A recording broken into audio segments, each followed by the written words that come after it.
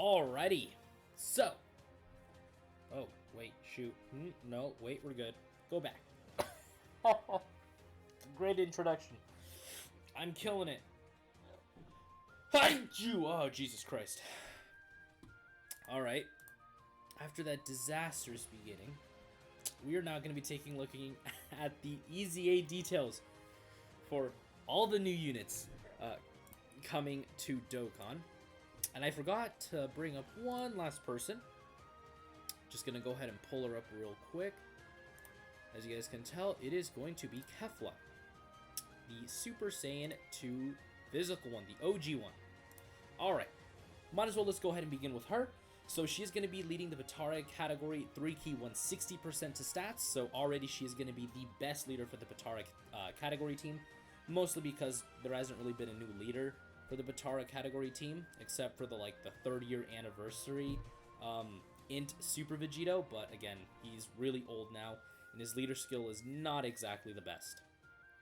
Alright, so she now stacks defense and then greatly lowers defense. So already again, the fact that she stacks defense is going to make her really good in long events. Maybe not the best in short events, but again, we'll take a look at her passive real quick.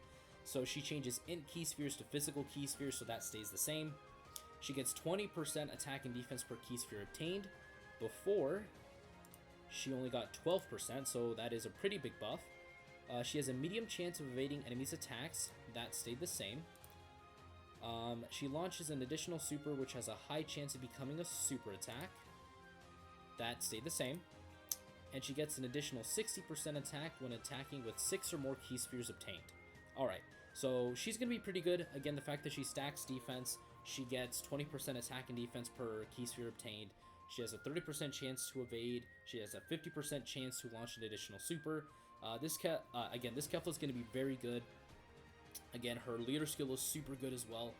But again, I kind of do think that I wish that they did a little bit more with her. Maybe buff the medium chance to a 50% chance. But again, either way, she's just going to be a really, really solid unit to bring overall. And again, most people probably have her. I know I do. I have her, completely rainbowed. So, I'm kind of confident in the fact that, again, she's going to be a very, very good unit to have. Alright, so courtesy of Minato, who works for 59 Gaming, he actually has the details for all of the units right here. So starting off with STR Super Saiyan 2 Caulifla, again, all of these units right here are going to be free to play, so they can all be grinded up, as you can tell by their leader skill, which is 77% to HP attack and defense. Alright, so she leads Rapid Growth 3-key and 77% to all stats. Again, I basically ignore this because that's like fodder. Super attack, she causes supreme damage and raises defense by 30% for 3 turns. So again, this is a pretty good defensive stacking ability. Again, this is really, really good. She gets 30% attack and defense up to 160%, and chance to evade enemies' attacks, including supers, plus 15% up to 60% per Universal Survival Saga category ally on the team.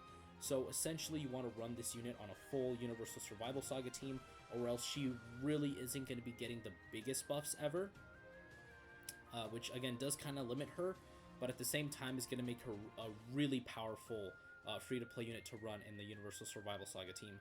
She gets 70% attack when there's an ally whose name includes Kale on the team, and launches an additional attack that has a medium chance of becoming a super if that ally is attacking in the same turn.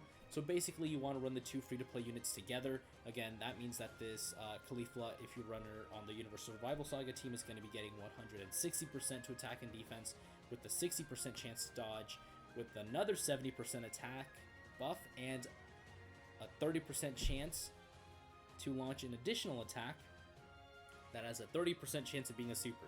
So already this Caulifla is going to be very good. But again, she's basically limited to the Universal Survival Saga team, which does kind of suck. But again, she's still going to be a very, very good unit. So next up is Int Super Saiyan 2 Kale. She leads full power, 3-key, and 77% to stats.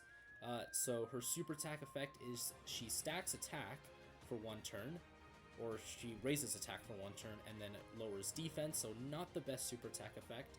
Passive, she gets 120% when performing a super attack. She gives Universal Survival Saga category allies 2 ki and 30% attack and defense. So again, this is already making her a very, very powerful support type unit. 70% defense when there's an ally whose name includes Kale on the team. Then all allies 1 ki attack and defense and a chance of performing a critical hit plus 16% if that ally is attacking in the same turn.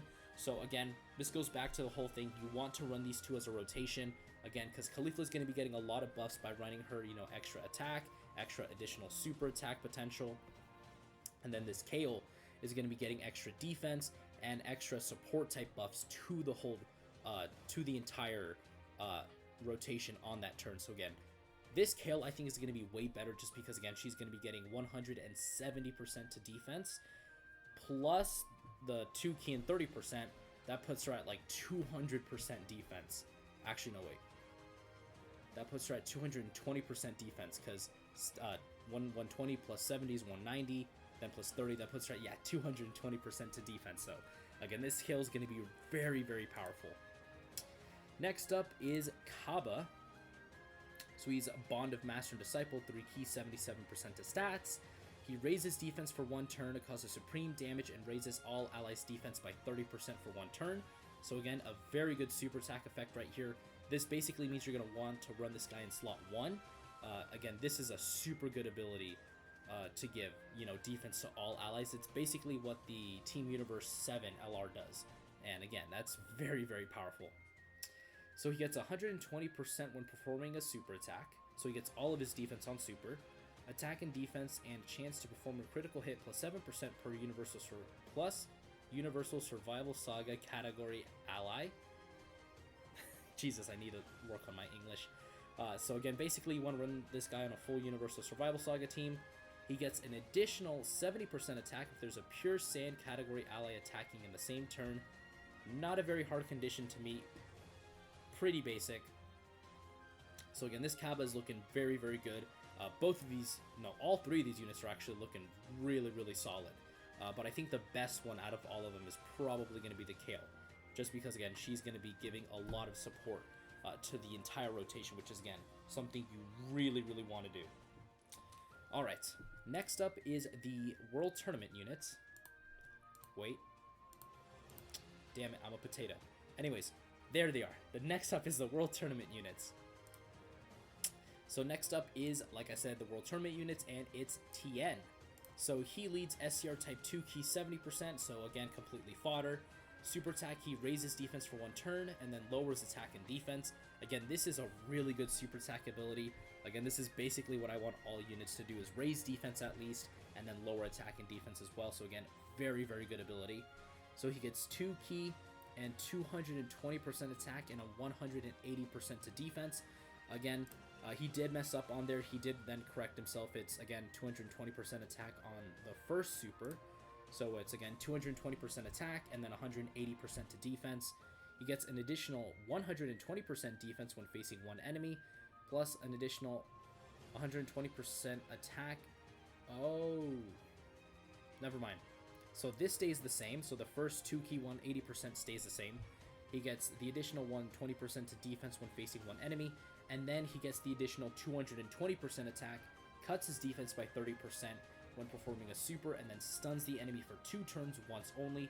So again, for the first super attack, he gets another 220% attack, he cuts his defense by 30%, and he stuns the enemy for 2 turns, once only though. And he gets an additional 80% attack when performing a super attack on the next turn.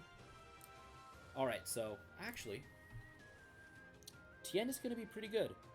Because again, 180% to defense, plus 120%, that's 300% to defense. But then he cuts it by 30% on the first super. So afterwards, he's going to keep the 300% to defense. And then he raises it. Yep. Tien is very good. He's a very, very good unit. Alright, next up is AGL Hit. Again, leader skill is fodder. He raises attack and a 30% chance to stun. So he gets 100% to attack and defense at the start of turn, another 100% when performing a super, plus another 60% attack and a high chance to stun the attacked enemy as the first attacker in the turn. He gets a medium chance to evade enemies' attacks and lower attacked enemies' attack by 20% for 2 turns as the second or third attacker. Alright, so that is not as good as I thought it was going to be. I wish it was maybe 30%, but that's actually not that bad. This AGL hit is actually pretty good. Because again, he's going to be essentially getting 200% attack and defense at the start of turn. He gets another 60% attack and a 50% chance to stun as the first attacker in the turn. And then he also has the other 30% chance to stun from his super attack. So, yeah, he's going to be pretty good. He is probably going to be maybe a slot 2 unit, just depending on how his defense looks. But, I mean, again, he's going to be lowering the enemy's attack by 20%, which is actually not too bad. But I would have liked to see that maybe be like 30%. But yeah, dude, hit seems pretty solid, man. And then next up is our boy, Nappa. So Nappa greatly raises attack and defense for 1 turn. That is already very good. I love that. He gets 70% attack and defense at the start of turn, plus an additional 70% attack on super, plus another 40% attack and defense up to 80% with each attack received. Then he has a 50% chance of an additional 78% attack and guards against all attacks. Okay, so this Nappa has a lot of potential. Again, 70% attack and defense at the start of turn is good. He gets another 70% attack on super. He gets another 40% attack and defense up to 80% with each attack received. So essentially, he wants to get hit twice before he supers is ideal.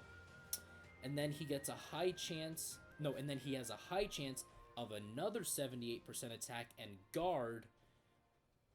But it's a 50% chance, so it's not the best, but it actually is still pretty good. I will give him that. This Nappa does seem to be very good. It's just like many units nowadays, it's better if you got like a Dokkan Awakening or an EZA.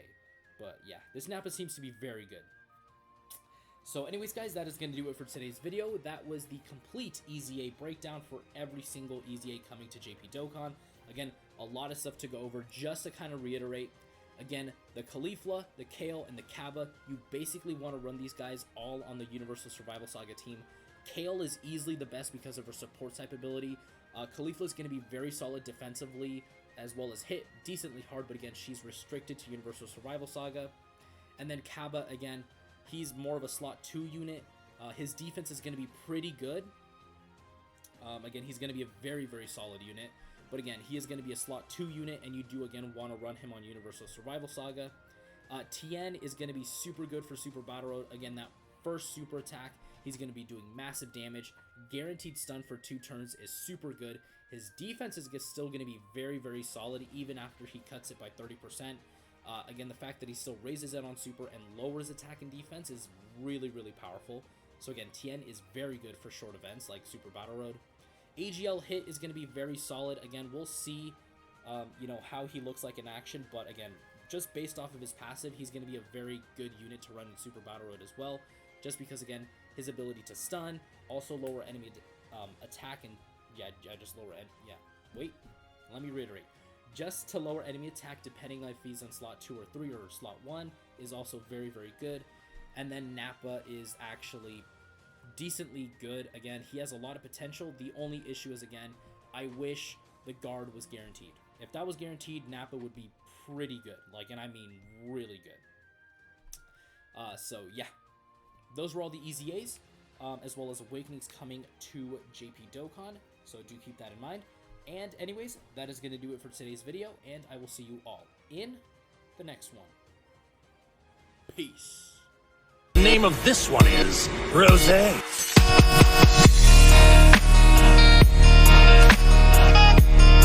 Oh, this is the power of legendary Super Saiyan Goku. Now I understand.